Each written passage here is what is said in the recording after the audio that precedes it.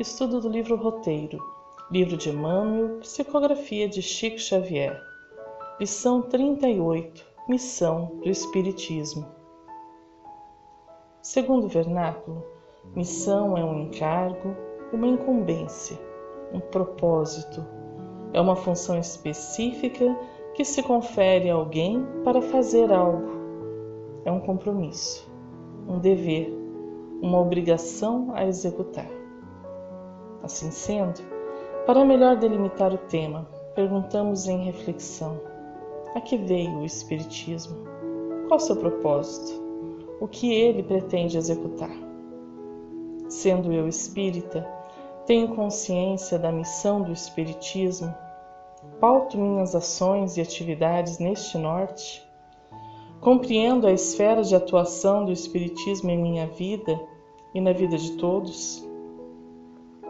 As reflexões são oportunas, eis que, para quem não sabe onde ir, qualquer direção serve. Iniciemos a lição com Emmanuel. A missão do Espiritismo, tanto quanto o ministério do cristianismo, não será destruir as escolas de fé até agora existentes. Cristo acolheu a revelação de Moisés. A doutrina dos Espíritos apoia os princípios superiores de todos os sistemas religiosos. Jesus não critica nenhum dos profetas do Velho Testamento. O Consolador prometido não vem para censurar os pioneiros dessa ou daquela forma de crer em Deus. Muitas vezes, para delimitarmos algo, precisamos primeiramente perceber o que não é. Assim, neste trecho introdutório, temos as negativas de Emmanuel que nos conduzem a perceber equívocos frequentes que precisam ser corrigidos dentro do movimento espírita. Vejamos. Emmanuel diz: o Espiritismo não veio destruir escolas de fé já existentes. São muitas as religiões, são muitos os caminhos que o homem encontrou em sua busca por Deus, seu Criador. E o Espiritismo a todos estes caminhos respeita, reconhecendo-os como legítimos. Isso não significa que concorde com todos, apenas que reconhece que a religião decorre do homem e não de Deus. A religião é movimento do homem em direção a Deus e por isso repleta de imperfeição. Não obstante seus desalinhos, é legítima toda a busca pela verdade e pela vida. Emmanuel diz também que Jesus não critica nenhum dos profetas do Velho Testamento. Apoia princípios superiores. Ele poderia criticar, mas o seu reino é de construção e não de destruição. Assim, o Espiritismo, sendo o cristianismo um redivivo e tendo em Cristo seu modelo e guia, não busca na crítica o seu alicerce, mas na vivência amorosa que agrega, acolhe e consola. Também nos diz a lição que o Espiritismo não vem para censurar essa ou aquela forma de crer. Reconhecendo a reencarnação como um dos seus alicerces, um de seus princípios básicos, a doutrina espírita compreende que estamos em caminho evolutivo. Assim, a censura deste ou daquele ponto de vista é sempre um elemento desagregador e contrário aos princípios desta doutrina. Eis que, como diz Emmanuel, a doutrina dos Espíritos apoia os princípios superiores de todos os sistemas religiosos. Este pensamento de Emmanuel está alicerçado também na codificação. A missão do Espiritismo é extinguir todos os ódios de homem a homem, de nação a nação. É a aurora da fraternidade universal que se levanta. Revista Espírita de 1861, Eduardo Pereira. Tão oportuno repensar o Espiritismo nesses termos da codificação e que Emmanuel corrobora em sua obra. Devemos extinguir ódios e não acendê-los. Eis nossa missão enquanto espíritas. Sigamos em frente. O Espiritismo é, acima de tudo, o processo libertador de consciências a fim de que a visão do homem alcance horizontes mais altos. Há milênios, a mente humana gravita em derredor de patrimônios efêmeros, quais sejam os da precária posse física, atormentada por pesadelos carnais de variada espécie. Guerras de todos os matizes consomem-lhe as forças. Flagelos de múltiplas expressões situam-lhe a existência em limitações aflitivas e dolorosas. Após alguns exemplos negativos, Emmanuel nos oferece então afirmativas do que é a missão do Espiritismo. Reflitamos nessas expressões a fim de alcançarmos melhor entendimento. Ele nos diz que o Espiritismo é um processo libertador de consciências. Liberdade de pensamento ou liberdade de consciência, de opinião, de ideia, é a liberdade que os indivíduos têm de manter e defender sua posição sobre um fato, um ponto de vista ou uma ideia, independente das visões dos outros. Consta na Declaração Universal dos Direitos Humanos, em seu artigo 18, que expressa que todas as pessoas têm direito à liberdade de pensamento, consciência e religião. Ele é diferente e não deve ser confundido com a liberdade de expressão. A liberdade de consciência complementar está intimamente ligada a outras liberdades, como a liberdade de expressão e a liberdade religiosa. Por muito tempo, o homem viveu cercado de regras, e muitas delas eram apenas cumpridas em decorrência do medo da punição. O que se quer hoje é que o homem se liberte do medo e que esta liberdade lhe permita pensar, ter a sua opinião, ainda que contrária a muitos. Vejamos, porém, que esta liberdade que Emmanuel nos traz tem um objetivo, a fim de que a visão do homem alcance horizontes mais altos. Muitas vezes, a liberdade de pensar, de expressar sua opinião, de defender uma ideia, é apenas um velho hábito reiterado de agredir, criticar, falar sem nenhum cuidado com o sentimento alheio. Por isso, Emmanuel condiciona a liberdade a um fim: alcançar horizontes mais altos. A visão estreita, pequena, limitada, tem dado ensejo a guerras, disputas, dores. Mas a liberdade que almeja o crescimento de si mesmo e dos outros, ela agrega, aperfeiçoa, eis que é alicerçada no desejo mais profundo que existe em nós, qual seja o de sermos homens de bem. Emmanuel nos lembra que há milênios gravitamos em torno das questões materiais do mundo, e todas elas têm caráter efêmero, passageiro, temporário.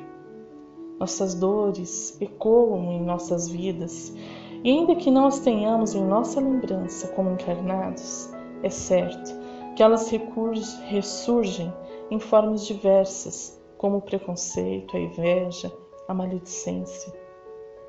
E as mais variadas guerras que o homem tem sido capaz de promover ao longo do tempo, escondendo-se de si mesmo ao reproduzir no mundo o que sente dentro de si. Caminhemos um pouco mais com Emmanuel nesta valorosa lição. Com a morte do corpo, não atinge a liberação. Além túmulo, prossegue atentas imagens que a ilusão lhe armou no caminho, escravizada a interesses inconfessáveis. Em plena vida livre, guarda, ordinariamente, a posição da criatura que venda os olhos e marcha, impermeável e cega, sob as pesadas cargas a lhe dobrarem os ombros.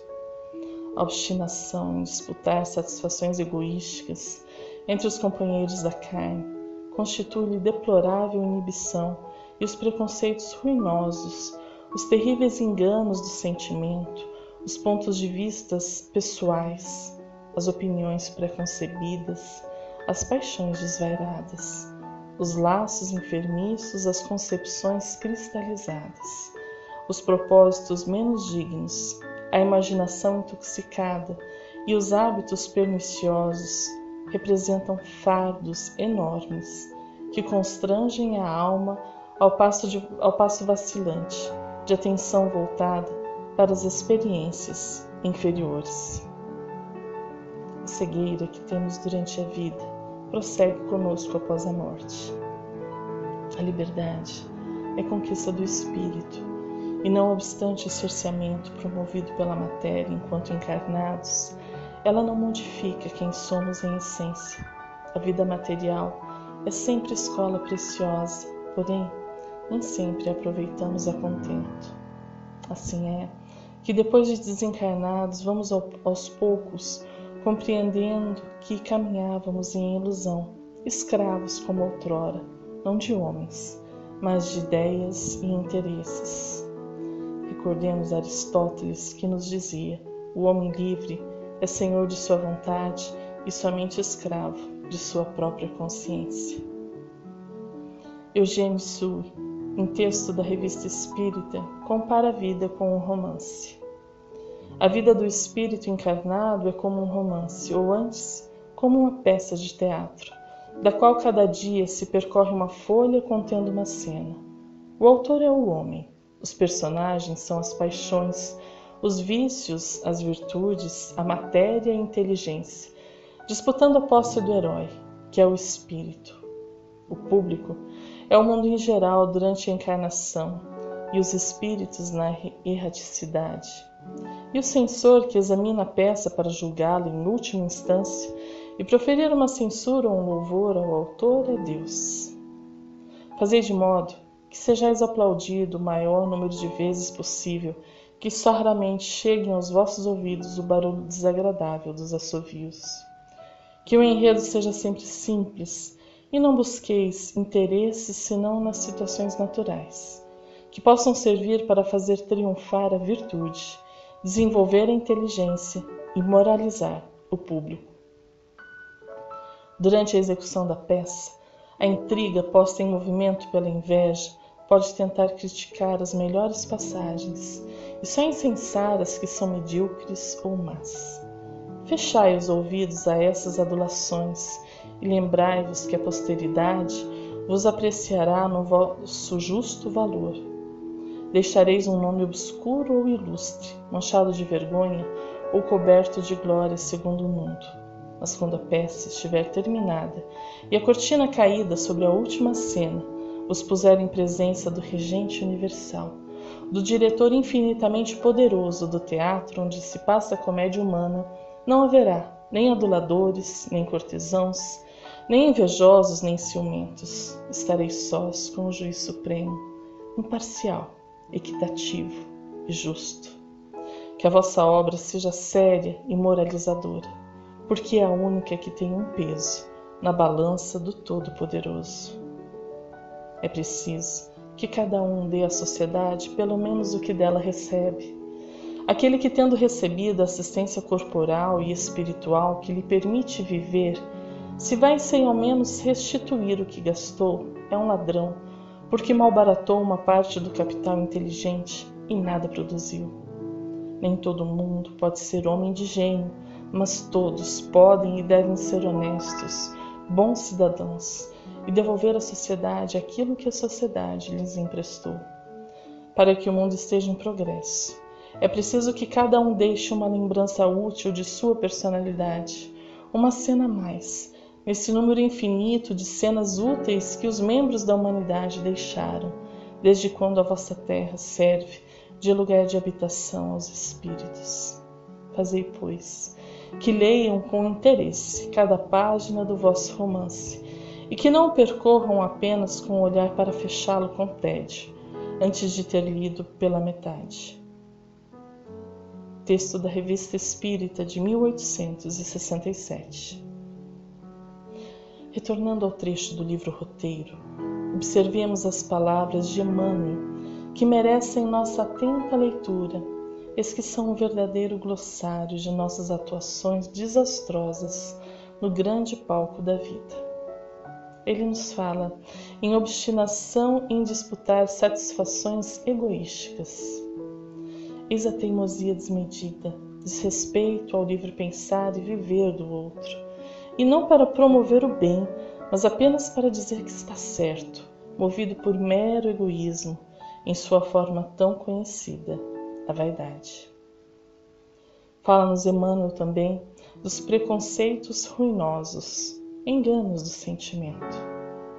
O preconceito é a negação da liberdade do outro em ser diferente, em agir de forma distinta que eu considero como correta. O preconceito é sempre filho da ignorância. A lição também nos fala dos pontos de vista pessoais. Quando vivo com liberdade de pensamento, permito ao outro ter um ponto de vista distinto do meu, sem que isto me ofenda. O grande aprendizado é tentar aprender com a perspectiva do outro sobre aquele determinado assunto, sem julgamento, apenas com sincero interesse de conhecer. Opiniões pré-concebidas. Raramente perguntamos o que o outro sente ou pensa. É comum termos nossas opiniões pré-concebidas, julgando até mesmo sentimentos que desconhecemos. Será mera opinião e muitas vezes equivocada. Queremos a verdade? Ela só se manifesta em um ambiente amoroso, de confiança e respeito. Paixões desvairadas. Usam-se diversos adjetivos para o termo paixões, como desenfreadas ou desgovernadas. Isso se dá porque as paixões são como carros ou cavalos, necessitam de comando, de controle, não podem andar como querem, sem limites. Não há liberdade onde a paixão governa, a subjugação por um sentimento que se encontra em desequilíbrio. Laços enfermiços. Precisamos de laços afetivos para viver. Não raro, porém, nossas relações afetivas estão adoecidas, eis que levamos a elas nossos sentimentos bons e ruins. Concepções cristalizadas. A doutrina espírita, tendo como missão a liberdade de pensamento do homem, vem auxiliá-lo quanto a estas velhas concepções e formas de ver o mundo que nos cercam. Precisamos, porém, de grande discernimento para verificar as incoerências de nossa fala com nossa vivência. Muitas vezes agimos de forma equivocada, sem ao menos perceber, e apenas um espírito que esteja profundamente envolvido em sua reforma íntima poderá perceber e criar novos caminhos, abandonando assim as concepções de outrora. Continua a lição falando dos propósitos menos dignos. Diz o ditado popular que de boas intenções o inferno está cheio. Muitas vezes determinada postura aparenta ser boa e útil, quando na verdade é apenas exteriorização da vaidade e do egoísmo. Sondemos sempre o que nos motiva a agir e pensar, e encontraremos a oportunidade de conduzir a nossa vida pautando-nos no bem. Fala-nos também a lição da imaginação intoxicada. O pensamento é alimentado diariamente, e o que consumimos pode nos auxiliar ou nos adoecer. Há muitos filmes, programas, músicas que parecem inofensivos, porém guardam e defendem ideologias das quais discordamos. Já não basta o homem viver, é preciso a tudo e a todos olhar e refletir, ou nas palavras do Cristo, separar o joio do trigo. Hábitos perniciosos. Hábito é algo dificílimo de ser modificado, isso que parece inerente à nossa forma de viver. Não obstante, novos hábitos podem ser criados. Nossa mente estará apta a novos horizontes se tivermos a força moral de persistir no bem e na moral elevada. Um bom hábito sempre nos auxiliará a deixar os ruins. Em verdade, somos ainda romances mal acabados, páginas em construção.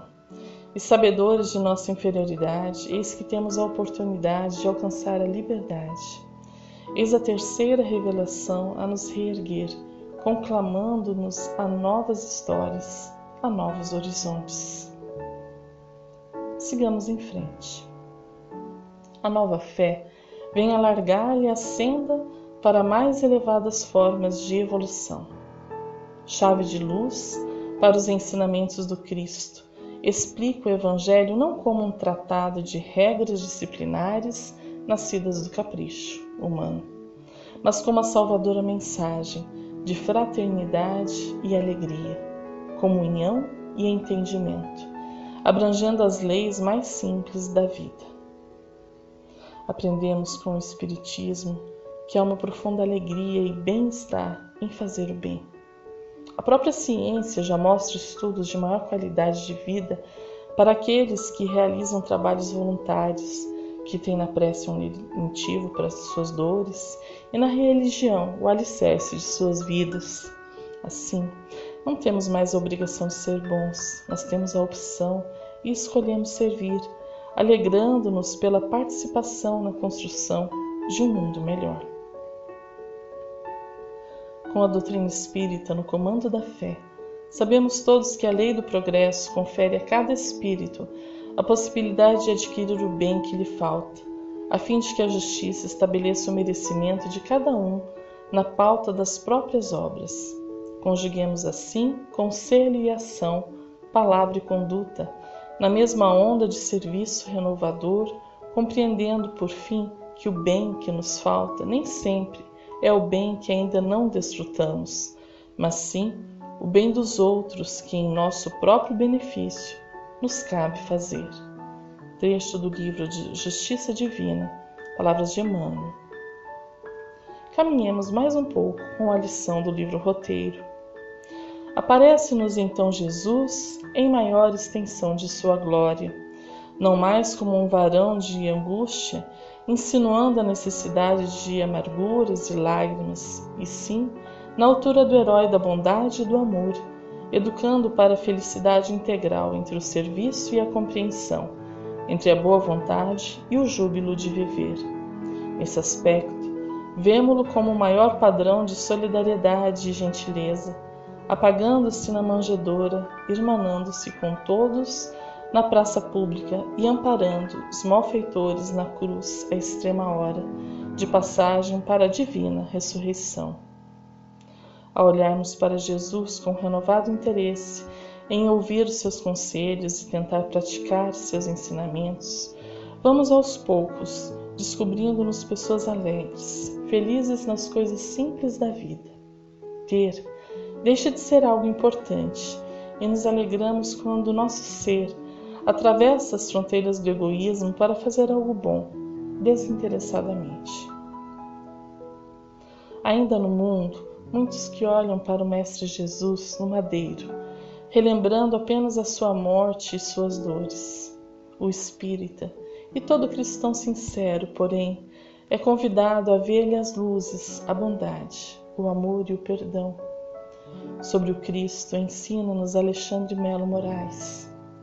Seu programa divino é espelhar-se no Evangelho, que lhe reúne as boas novas da salvação, preconiza a fraternidade ao invés do egoísmo, a renúncia edificante em vez da posse inútil, o perdão em lugar da vingança, o trabalho com a supressão da inércia, a liberdade com o ouvido da escravidão e o auxílio à felicidade dos outros como garantia da própria felicidade. Trecho do livro Vozes do Grande Além. Encerrando a lição. O Espiritismo será, pois, indiscutivelmente, a força do cristianismo em ação para reerguer a alma humana e sublimar a vida. O espaço infinito, pátria universal das constelações e dos mundos, é sem dúvida o clima natural de nossas almas. Entretanto, não podemos esquecer que somos filhos, devedores, operários ou companheiros da terra, cujo aperfeiçoamento constitui o nosso trabalho mais imediato e mais digno. Esqueçamos por agora o paraíso distante para ajudar na construção do nosso próprio céu. Interfiramos menos na regeneração dos outros e cogitemos mais de nosso próprio reajuste perante a lei do bem eterno e servindo incessantemente com a nossa fé a vida que nos rodeia, a vida por sua vez nos servirá, infatigável, convertendo a Terra em estação celestial de harmonia e luz para o acesso de nosso espírito à vida superior. O Espiritismo vem reerguer a alma humana. Outrora, andávamos em luta constante nas diversas vidas passadas, enquanto humanidade galgávamos de guerra em guerra, de dor em dor. São chegados os tempos de cura, de regeneração, de perdão e fraternidade. Saibamos buscar em nós as melhorias que queremos no mundo. Para cada crítica que quisermos lançar, busquemos no silêncio da prece o entendimento para seguir em frente. Despertemos para o nosso mundo íntimo, com profundo respeito pelo outro e pela sua trajetória evolutiva. Jesus nos aguarda. O Espiritismo tem em seus ensinamentos o reavivamento da fé que transcende a matéria. Relembremos-nos que o reino celestial reside em nós e que a reforma íntima é o único caminho para o conhecermos em plenitude. Um fraterno abraço e até o próximo estudo. Fiquemos todos na paz de Jesus.